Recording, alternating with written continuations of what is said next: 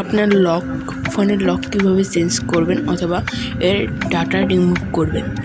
এই রিমুভ করার জন্য আপনাদের কোনো সফটওয়্যার বা কোনো কিছু বাড়তি কিছু করা লাগবে না। প্রথমে সেটিংসে চলে যেতে হবে।